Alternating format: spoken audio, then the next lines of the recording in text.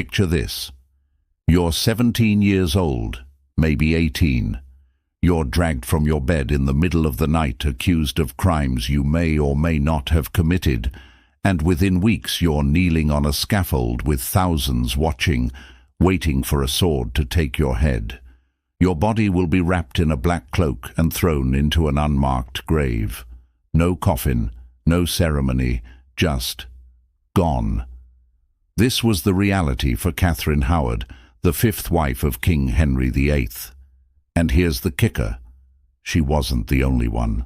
History is littered with queens who were destroyed, not necessarily because of what they did, but because they were women who dared to exist in spaces reserved for men. Now, let me be crystal clear from the start. That clickbait title about a queen with 100 lovers, it's exaggerated, sensationalized, the kind of rumor that spreads like wildfire because people love a scandal. But the truth is actually more disturbing than any myth, because what really happened to these women reveals something darker about power, sex, and the price women paid for being human. See, when a king took mistresses, and they all did, it was just Tuesday, expected, almost required actually. A king without a mistress was considered weak, but a queen accused of having even one lover, treason, punishable by death. The same act that made a king powerful made a queen a traitor. Let's talk about Catherine Howard for a second. Depending on which historian you ask, she was either 15 or 17 when she married Henry. He was 49. A grotesque, ulcerated, probably syphilitic 49. He called her his rose without a thorn. Isn't that sweet? Except she wasn't a rose. She was a teenager who'd been sexually abused since childhood, thrust into a marriage with a tyrant who could, and would, have her killed on a whim. Catherine's story starts way before she became queen. Her father was broke, completely useless by all accounts, so little Catherine got shipped off to live with her step-grandmother, the Dowager Duchess of Norfolk. Sounds fancy, right? It wasn't. The Duchess ran what was basically a chaotic boarding house for young nobles with zero supervision.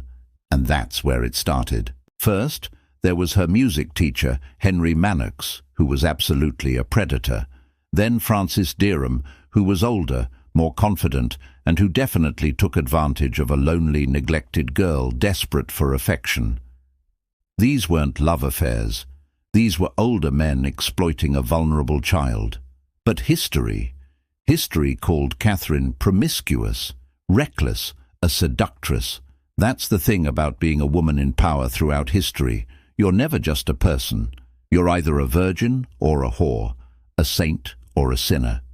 There's no in-between. And God help you if you're young, beautiful, and someone decides you're a threat. Here's what blows my mind. Henry had divorced 2 wives, beheaded 1, and his 4th marriage was already falling apart when he met Catherine.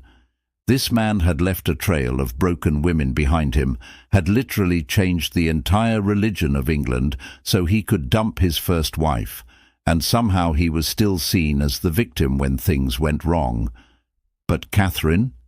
She'd been sexually coerced as a child, married a monster, and when it all fell apart, she was the villain. The accusations against her were that she'd had affairs before her marriage, affairs that happened when she was maybe 13, 14 years old, and that she'd committed adultery with Thomas Culpeper after becoming queen. Whether the Culpeper affair actually happened is still debated. Some historians think it did. Others believe it was manufactured by Henry's chief minister Thomas Cromwell, who had his own political reasons for wanting another queen destroyed. But here's the thing that's so messed up. It didn't matter. By the time Parliament got involved, they literally passed a law that made it treason for a woman to marry the king if she wasn't a virgin. Read that again. They created a law retroactively to make sure Catherine was guilty. No trial, no defense, just, you're guilty because we say so. Catherine spent her last night in the Tower of London practicing how to lay her head on the block. Think about that. A teenager rehearsing her own execution. When they came for her on the morning of February 13th, 1542, she was so weak she could barely stand. She had to be helped onto the scaffold. And this is just one queen, one story among dozens of women who were chewed up and spit out by a system designed to destroy them. So buckle up, because we're about to dive into the twisted, brutal world of queens who dared to be human in a world that demanded they be perfect. Let's talk about Anne Boleyn, because if Catherine Howard's story is tragic, Anne's is absolutely insane. Anne didn't just die, she was systematically destroyed by one of the most elaborate frame-ups in royal history. Anne Boleyn was different from the start. She wasn't some meek, submissive girl. She was educated, sharp-tongued, French-trained, and she made Henry work for it. For 7 years, he pursued her. 7 years of love letters, promises, and political upheaval. He literally broke with Rome, created the Church of England, and risked civil war, all to marry her. But here's what nobody tells you about that fairy tale. It came with impossible expectations. Anne had one job: give Henry a son. When she gave birth to Elizabeth, Henry was disappointed, but still hopeful. When she miscarried multiple times after that, his disappointment turned to rage, and in Henry's world, when things didn't go his way, someone had to pay. Enter Thomas Cromwell. This guy was basically Henry's fixer, smart, ruthless, and completely immoral. When Henry decided he wanted out of his marriage to Anne, Cromwell went to work building a case against her, and the case he built was spectacular in its cruelty. Anne was accused of adultery with 5 men, 5, including her own brother, George Boleyn, incest, adultery, witchcraft, plotting to murder the king. They threw everything at her. The evidence? Basically nothing. One musician, Mark Smeaton, confessed after likely being tortured. Everyone else denied everything, but the most damning evidence was actually Anne's personality. She was accused of laughing too much with courtiers, of speaking to men in her chambers, of being too familiar with her brother.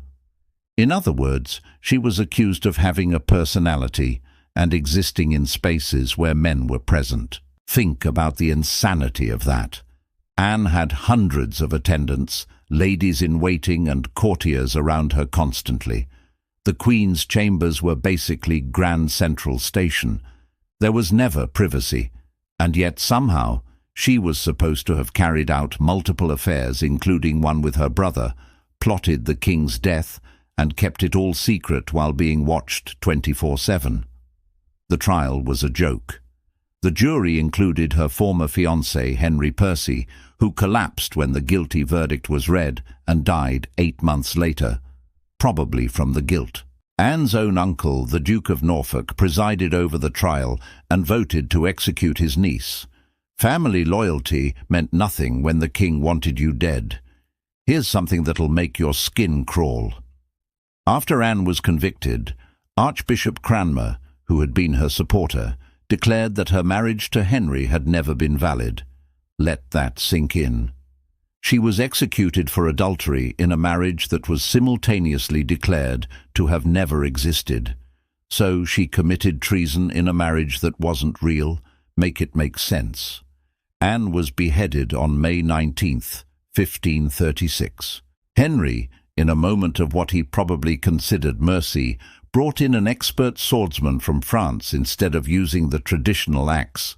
She died with dignity, forgiving her executioners and asking people to pray for the king.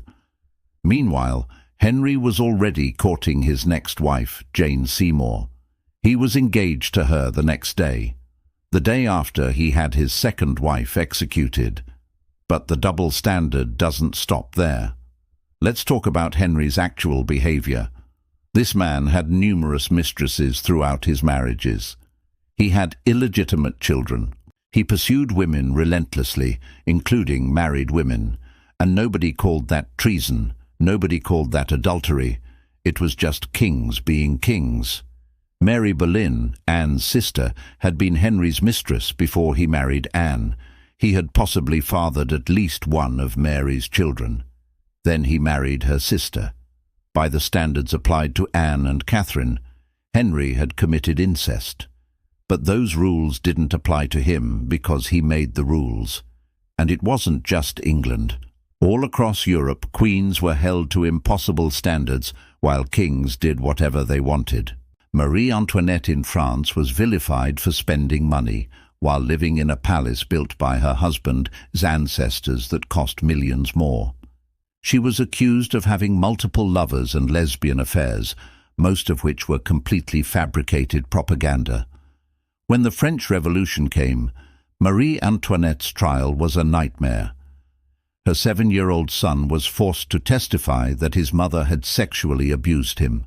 A child, forced to accuse his mother of incest. She was so shocked by this accusation that she appealed to all the mothers in the courtroom, asking them if they could imagine such a horror. Even some revolutionaries thought that accusation went too far. But it didn't matter. She was guillotined on October 16, 1793. Her crime: being an Austrian woman married to a French king, being a convenient scapegoat, being female. The pattern repeats throughout history.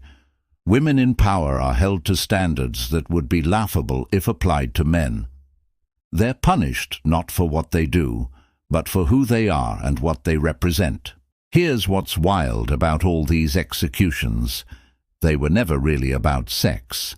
They were about power, pure, raw, political power. And sex was just the weapon of choice, because it was the one thing guaranteed to destroy a woman's reputation completely. Let's look at the mechanics of how these destructions played out, because there was definitely a playbook. Step 1. Isolate her. Cut off her supporters, her family, anyone who might defend her. When Anne Boleyn was arrested, her household was disbanded immediately. Her ladies-in-waiting were interrogated. Her brother was arrested the same day. By the time she stood trial, she was utterly alone. Step 2. Attack her sexuality. This was crucial because in the 16th century, a woman's value was entirely tied to her sexual purity. Chastity was the foundation of female honor. So if you could destroy that, you destroyed everything. It didn't matter if the accusations were true. The accusation itself was enough. Step 3. Make it legal. This is the genius evil part. Don't just kill her. Make her execution lawful. Pass bills of attainder. Create new laws if necessary. Make sure that when she dies, it's technically legal. That way, nobody can question it later without questioning the entire legal system. Step 4. Control the narrative. Make sure everyone knows why she died. Spread rumors. Encourage gossip. Make her name synonymous with betrayal and sin. Catherine Howard's story spread through Europe within weeks.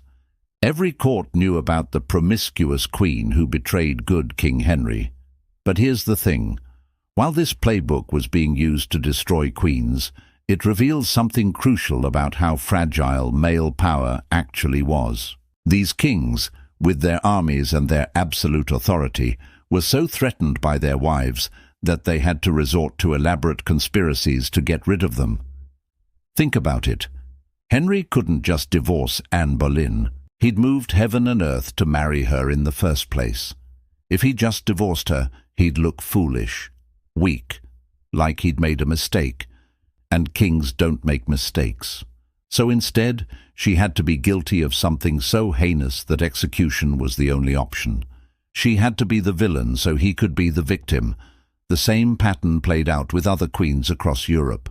Mary, Queen of Scots, was executed not because she was actually guilty of plotting to kill Elizabeth I. The evidence for that was circumstantial at best, but because she represented a threat to Elizabeth's throne just by existing. Mary was Catholic. She had a claim to the English throne. And she was in England under Elizabeth's protection, which was really just house arrest. Elizabeth kept Mary imprisoned for 19 years before finally signing her death warrant. And even then, Elizabeth claimed she didn't really mean it, that her ministers had acted without her full knowledge. Classic political cover. Mary was beheaded on February 8, 1587, and it took 3 blows of the axe. The first blow struck the back of her head. The second blow almost severed the neck. The third blow finished the job. Now let's talk about something that often gets left out of these stories, the other women who got caught in the crossfire. Catherine Howard's lady-in-waiting, Jane Boleyn, was executed alongside her. Jane's crime: facilitating the alleged meetings between Catherine and Thomas Culpeper. She was beheaded on the same day as Catherine on the same scaffold. Anne Boleyn's ladies-in-waiting were interrogated ruthlessly. Some were imprisoned. Their testimonies, obtained under pressure and probably torture, were used against her. These women had no choice but to betray their queen or face consequences themselves. And let's not forget the men who were executed alongside these queens. Mark Smeaton, the musician accused of being Anne Boleyn's lover, was hanged, drawn and quartered. One of the most brutal execution methods ever devised. Francis Dereham, Catherine Howard's alleged premarital lover, suffered the same fate. Thomas Culpeper, accused of adultery with Catherine, was beheaded. But here's what's interesting. These men were considered victims of seductive queens. The narrative was that these innocent men had been lured into treason by manipulative women. Because, of course, even in their executions, the women had to be the villains. The political calculations behind these executions were complex. When Henry executed Catherine Howard, he was sending a message not just about infidelity, but about obedience. The entire Howard family was implicated. Catherine's uncle, the Duke of Norfolk, had to grovel and beg for forgiveness, throwing his own niece under the bus to save himself. Political alliances shifted overnight. These executions destabilized courts. They created fear, and fear is a tool of control. If a queen could be executed on questionable evidence, what about lesser nobles? What about anyone who displeased the king? The message was clear: nobody is safe. That's the real story behind these scandals. Not sex, not love, power, control, and the lengths men would go to maintain both. So let's circle back to that title, The Queen with 100 Lovers. Where does that legend actually come from? Because it's not about any English queen, despite what clickbait history might tell you. The legend most closely associated with this claim involves Queen Nzinga of Ndongo and Matamba, who ruled in what's now Angola in the 17th century. According to stories told by European missionaries, particularly an Italian priest named Giovanni Cavazzi, Nzinga kept a harem of men who would fight to the death for the privilege of spending a night with her and then be executed the next morning. But here's the thing. Cavazzi was writing propaganda. He was trying to portray African rulers as savage and uncivilized to justify European colonization and the slave trade. His accounts are considered highly unreliable by modern historians. The truth is that Nzinga was an incredibly skilled military leader and politician who fought Portuguese colonizers for decades. She created a safe haven for escaped slaves and maintained her kingdom's independence through brilliant strategy. The harem of death story, almost certainly a racist fabrication designed to paint a powerful black woman as a monster. It's the same pattern we've seen throughout this video. When a woman has power, destroy her reputation by attacking her sexuality. This brings up something crucial about how history gets written. The women who were executed: Anne Boleyn, Catherine Howard, Mary Queen of Scots. Their stories were written by their enemies. The official records we have were created by people who wanted to justify their executions. So how much of what we know is actually true? Take Catherine Howard. For centuries she was portrayed as a foolish, promiscuous girl who got what she deserved. But modern historians looking at the actual evidence paint a very different picture. They see a teenager who was sexually abused, who was manipulated by older men her entire life, who was married off to a tyrant, and who was executed because she became politically inconvenient. The famous quote attributed to Catherine, "I die a queen, but I would rather have died the wife of Culpeper." There's no actual evidence she said it. It's probably Victorian romantic fiction. Her real last words were likely a conventional confession of guilt and request for prayers. But which version makes for a better story? The romantic tragedy or the terrified teenager being forced to admit to crimes? Anne Boleyn's story has been twisted even more over the centuries. She was variously described as having 6 fingers, a 3rd nipple, and other physical deformities that were supposed to be signs of witchcraft. None of this was mentioned during her actual lifetime. It was all added later by Catholic propagandists who wanted to portray her as evil incarnate because she'd helped bring about the English Reformation. The real Anne Boleyn was educated, cultured, and politically savvy. She could speak French fluently, was well versed in religious reform, and was a patron of the arts. But those accomplishments don't fit the narrative of the seductive witch who destroyed a good king's judgment. And this pattern of distortion continues with almost every powerful woman in history. Cleopatra was one of the most brilliant rulers of the ancient world. She spoke 9 languages, was an accomplished mathematician and diplomat, and kept Egypt independent for decades. But what she remembered for? Seducing Julius Caesar and Mark Antony. Her intelligence and political skill get reduced to sex appeal. Marie Antoinette was genuinely fond of her husband Louis XVI by most accounts, was relatively faithful compared to other royals of her era, and actually showed courage during the Revolution. But she's remembered for supposedly saying, "Let them eat cake," which she never said, and for being a frivolous spendthrift, even though her husband's ancestors had spent far more building Versailles. The truth is, these women were human. They had strengths and flaws. They made good decisions and bad ones.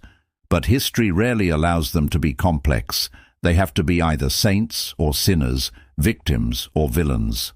Catherine Howard wasn't a seductress or a fool. She was a traumatized teenager trying to survive in a world that had been abusing her since childhood. Anne Boleyn wasn't a witch or a whore. She was an ambitious woman who played the game of court politics and lost when the rules changed. Mary, Queen of Scots, wasn't an incompetent traitor. She was a queen dealing with impossible political pressures from multiple directions. These women died because they were convenient scapegoats, because their deaths served someone else's political purposes. Because in a world run by men, women in power were always viewed as aberrations that needed to be corrected. The legend of the Queen with 100 lovers persists because people love a scandal. They love the idea of a woman so powerful and sexual that she could consume men like candy. But the reality is far less titillating and far more disturbing. Real queens were destroyed not for having too many lovers, but for having any human needs or desires at all. What's the final body count here? How many women actually lost their lives to these impossible standards? In England alone, just looking at Henry VIII's reign, 2 wives executed, Anne Boleyn and Catherine Howard. Multiple ladies-in-waiting imprisoned or executed. Numerous men executed for alleged affairs with queens. And that is not counting the women whose lives were destroyed without execution. Catherine of Aragon died in exile. Anne of Cleves was divorced and isolated, and Jane Seymour died in childbirth after finally giving Henry his son. Across Europe, the numbers are staggering. Queens, nobles, mistresses, countless women executed, imprisoned, exiled, or destroyed for failing to meet impossible standards, while the men around them faced no consequences for the same actions, or worse. Elizabeth Bathory, a Hungarian countess, was accused of killing hundreds of young women. She was never tried, because trying her would have been embarrassing to the nobility, but was imprisoned in her castle until she died. Whether she actually committed those crimes or whether it was a conspiracy to seize her wealth is still debated by historians. What's not debatable is that the accusations against her were believed because people were ready to believe that a powerful woman was capable of monstrous evil. The same benefit of the doubt was never extended to accused queens. Here's what really gets me about all these stories. These women had no real power. Not really. They were queens, sure, but their position depended entirely on their husbands. They couldn't own property independently. They couldn't make laws. They couldn't even leave their own palaces without permission. And yet they were treated as though they were dangerous threats to the entire kingdom. Think about Catherine Howard's execution. They passed a law making it treason for an unchaste woman to marry the king, but the king had complete freedom to marry whoever he wanted, regardless of his own sexual history. Henry had mistresses. He possibly had illegitimate children. He'd been married 5 times before, but Catherine's alleged sexual past from when she was 13, that was treason. The double standard wasn't just unfair, it was lethal, and it didn't end with executions. The women who survived were often destroyed in other ways. Catherine of Aragon spent her last years separated from her daughter, stripped of her title, living in increasingly poor conditions. She died alone, possibly from cancer, possibly from poison. We'll never know for sure. Anne of Cleves was the lucky one. She agreed to the divorce, accepted her settlement, and lived quietly for another 17 years. She survived by making herself invisible, by having no opinions, no desires, no personality that might threaten anyone. What's the lesson here? What were women supposed to learn from these executions? Be perfect. Be silent. Be invisible when necessary. Never outshine your husband. Never have needs. Never make mistakes. Never be human. And if you think this is ancient history that has no relevance today, look at how we still talk about powerful women. Look at the scrutiny female politicians face compared to their male counterparts. Look at how women leaders are criticized for being too ambitious, too aggressive, too emotional, too cold, too anything. The tactics have evolved, but the pattern remains. When a woman has power, attack her character, attack her appearance, attack her sexuality, make her prove she deserves a seat at the table in ways men never have to.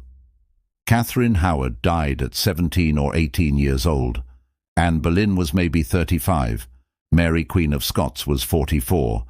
These weren't old women who'd lived full lives. They were young women destroyed at the height of their potential. And we're still telling their stories wrong. We're still focusing on the scandals, the alleged affairs, the drama. We're still asking, but did she really do it? As if that's the point. The point isn't whether Catherine Howard actually slept with Thomas Culpeper. The point is that she was a teenager who'd been abused her entire life, married to a tyrant, and executed because she became politically inconvenient. The point isn't whether Anne Boleyn was actually guilty of adultery. The point is that she was systematically destroyed by a conspiracy because a king wanted a different wife and needed an excuse. The real scandal isn't what these women allegedly did. It's what was done to them. So yeah, there's no queen with 100 lovers executed naked. That's sensationalized myth-making. But the truth? The truth is somehow worse. Queens and noblewomen throughout history were held to impossible standards, punished brutally for being human, and destroyed not because of what they did, but because their existence threatened male power. These women weren't villains or victims. They were human beings trying to survive in a world designed to destroy them. And their stories matter not because they're scandalous, but because they're true. Because they show us the real cost of inequality. Because they remind us that the double standard isn't new. It's ancient, and because they challenge us to ask, how much has really changed?